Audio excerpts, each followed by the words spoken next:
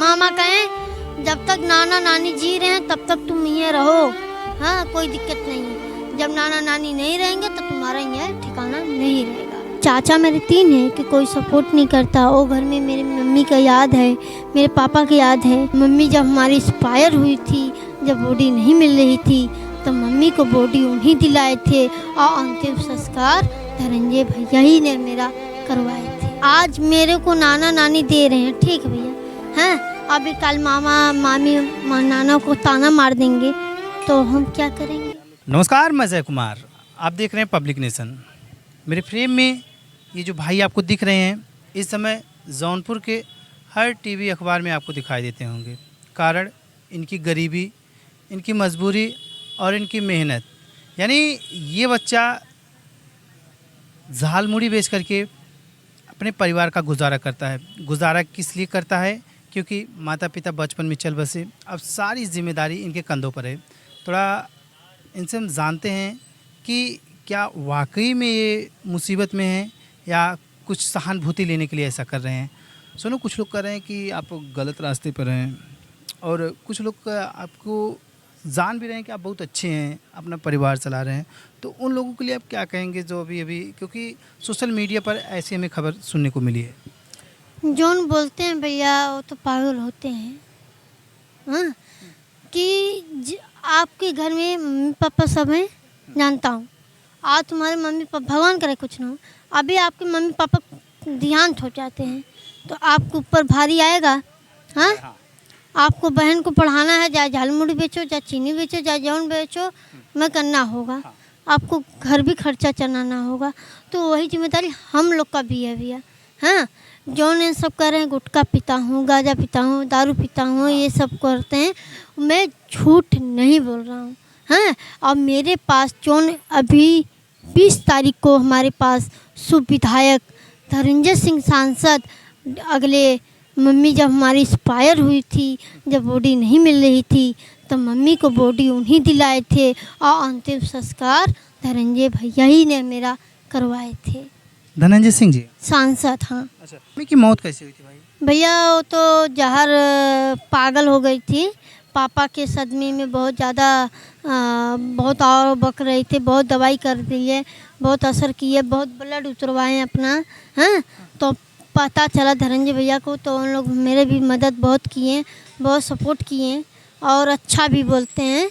और मैं ये चाहता हूँ कि अपनी बहन का जो आप बोले थे डीएम साहब आवास दिलाएंगे, 4000 रुपये देंगे और ये सब देंगे, जो बोले थे वो ये सब जो पहले वाले डीएम से था आए थे, वो बोले थे देने के लिए, वो दिए नहीं। आपके पिताजी को क्या हुआ था? मम्मी पापा को शायद वो ज़्यादा गाड़ी वाड़ी चला रहे थे, इसलिए थोड़ा सा एक्सीडेंट हो गया उनको।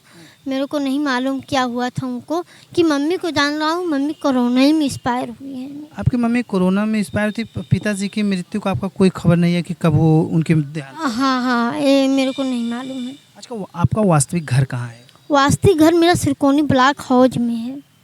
वहाँ आप क्यों नहीं? क्या वहाँ पर कोई आपके चाचा नहीं थे?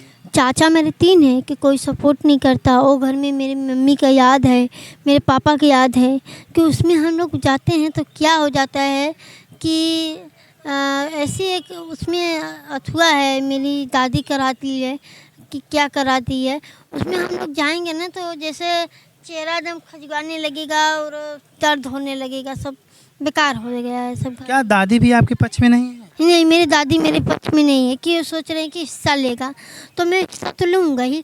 उसको मैं छोड़ दिया हूँ, घर की ताला मार दिया हूँ, मम्मी का सामान उमान पड़ा है, उसी में रखा हुआ है सब सामान। आपकी दादी कैसी हैं भाई? आपके पिताजी नहीं रहे, अगर पहले जब आपके पिताजी कमाते होंगे तो आपकी दादी की देखभाल तो करते होंगे ना?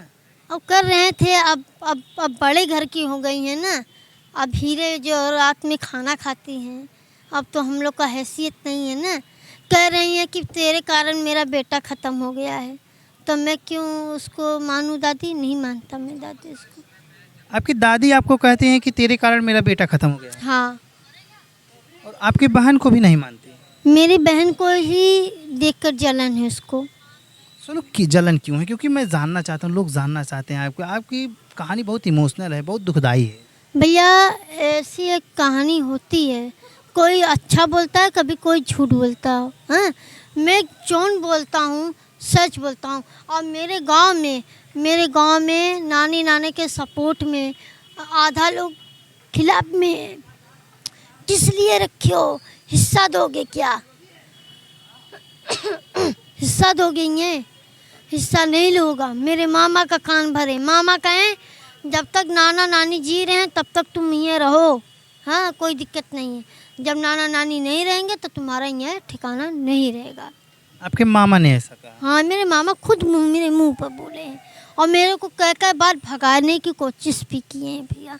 मैं ये चाहता हूँ कि जहाँ बचत ज़मीन है डीएम के आवाज़ के बचत, लिए। हाँ, आवास, जहाँ बचत मेरे घर के आसपास में बहुत बचत है, वहीं हमें एक ठो रूम बना कर दे देंगे तो हम लोग दोनों बहनें और एक भाई चैन से खाएंगे, चैन से रहेंगे। कोई तकलीफ़, कोई मेल नहीं, कोई भाल नहीं। हैं, जब धीरे धीरे कर रहे हैं, इसमें कोई लाइक भी कर दे रहा, कोई फॉलो कहेगा, कोई नशेड़ी है, ये है वो है, उल्टा सीधा से उन सब बोलते हैं कि ऐसा कोई नहीं है भैया। मेरा बचपन ही से, जब से मैं पैदा हूँ, हाँ, मैं कोई डॉक्टर कह नहीं सकता था कि जी सकेगा, कि मेरे नाना ने और मेरी नानी ने राखी मल मल कर और कुल चीज़ से मल मल कर मेरे को बड़ा की है। और मैं अपनी नानी को माँ मानता हूँ, अपने नाना को मैं अपना पिताश्री मानता हूँ। तो उनको सपोर्ट करना चाहता हूँ कि अच्छे से अच्छे हमारे नाना नानी, अभी भगवान करे आशीर्वाद से उनके, हैं, आगे मैं रहूँ। और मैं भगवान से मना रहा हूँ कि मेरा उम्र और मेरी बहन का उम्र मेरे नानी और नाना ही के लगे। मतलब पूरा दारोमदार आपके नाना नानी देखते हैं, जो भी होता है वही संभालते हैं, अब कोई और नहीं? और कोई मेरे घर में कमाने वाला भी नहीं है, कोई खाने वाला भी। आपके जो गांव के लोग हैं, गांव के लोग क्या आपकी मदद नहीं करते? जो जमैथा के लोग हैं, क्या वो आपकी मदद नहीं करते? गांव में भैया कोई मदद करना नहीं चाहता है। हैं, गांव में सब मजाक उड़ाने वाले हैं। गांव में अभी जाओगे तो 2 दिन 4 दिन खूब अच्छा लगेगा, ठीक है भैया। हाँ। कि दूसरे दिन बाद कहेंगे अरे एकर सारा रोज के नौटंकी ओके, एकर बात सुनी, तुरंत भगा दी हैं आपके कि हमें ये ना करे खो भैया। गाँव के विश्वास से दम मत करें आप लोग। हैं, जौन हमारे नाना का है, जौन हम कही, जौन हमारी नानी का है, जौन हमारी बहन का है, वह बात पर विश्वास रहे। और हुई हमें आवास सरकार योजना से मुख्यमंत्री खुदे कहे हैं, डीएम साहब, योगी साहब, सब लोग कहे हैं कि बेटी बढ़ाओ बेटी बचाओ। हाँ, सब बेटा मांगते हैं, बेटी क्यों नहीं मांगती? मेरे घर में 2 लक्ष्मी आई हैं, मैं दोनों लक्ष्मी का सम्मान करता हूँ। अपने बहन का रोज़ पैर छू कर आता हूँ, भले बड़ा हूँ तो क्या। सुनो, आपकी बातें भावुक कर देती हैं, लोग सोचने पर मजबूर हो जाते हैं। जिस तरह से आप बातें करते, कोई ये नहीं कहेगा कि एक 12 साल का लड़का ऐसी बातें कर सकता है। मेरा भैया, मैं अभी पहले बात समझता हूँ, सोचता हूँ, बीच में बोलना क्या है कि मुंह से कुछ निकले ना, हैं, तो दिमाग में बैठा रहता है भैया। ऐसी बात होते जाती है। हाँ, हमारे पास मोबाइल नहीं है, हमारे घर में रिचार्ज नहीं है, मेरे घर में साधारण सा सब है। मेरे नाना के पास मोबाइल है, नानी के पास मोबाइल है। मेरे बहन के लिए मेरा मामा मोबाइल दिया कि मेरे को कुछ नहीं दिया है। अच्छा, तो मैं जाते जाते आप लोगों से यही कहूँगा, आप लोग सोनू की मदद कीजिए, क्योंकि इनकी कहानी बहुत भावनात्मक है। मजबूर हैं, परिवार में ऐसा कोई नहीं है जो इन्हें संभाल सके। और ये बेचारे डेली साइकिल उठाते हैं, छोटी सी साइकिल है। मैंने आपको इसे वीडियो में पहले आपको वो साइकिल दिखाया था, जिससे वो थोड़ा लाई लेते हैं, चना लेते हैं और अपने धंधे पर निकल जाते हैं।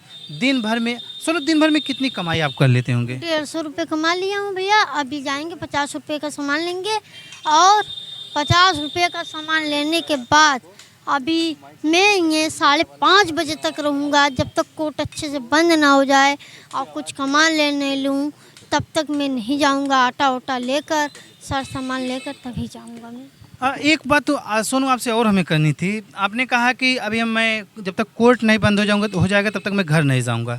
तो ये दाल, आटा, चावल, चीनी, जो भी ज़रूरत की सामान है, आपके नाना जी आपको नहीं, परिवार नाना देंगे, सब देंगे। हमें मानता हूँ कि आज मेरे को नाना नानी दे रहे हैं, ठीक है भैया। हैं अभी कल मामा मामी नाना को ताना मार देंगे तो हम क्या करेंगे? क्या कहेंगे जाते जाते लोगों से, क्या कहेंगे? यही कहेंगे भैया के लोग को लाइक करो, सब्सक्राइब करो, खूब बढ़िया आशीर्वाद दो और हमारा भी थोड़ा सपोर्ट करो। और जौन भी बात मैं बोल रहा हूँ सही बोल रहा हूँ, झूठ मैं कभी नहीं बोलता हूँ। जाए मेरे गांव में पता करो। और गांव वाले भलाई नहीं चाहते हैं, ये मैं मान रहा हूँ। गांव वाले भलाई नहीं चाहते हैं, बाहर वाले भलाई कर देंगे कि गांव वाले भलाई नहीं करेंगे। जय हिंद, जय भारत। मैं जाते जाते यही कहूँगा, आप मेरा सपोर्ट कीजिए ना कीजिए, लेकिन सोनू का सपोर्ट ज़रूर कीजिए, क्योंकि इनकी कहानियाँ प्रेरणा देती हैं, कुछ सीख देती हैं कि एक छोटा सा 12 वर्ष का बच्चा अपनी बहन की पढ़ाई के लिए अपना जीवन त्याग देता है, यानी पूरा जीवन संघर्षों में बिता देता है। तो आप लोग इनका सपोर्ट कीजिए और देखते रहिए पब्लिक नेशन। धन्यवाद।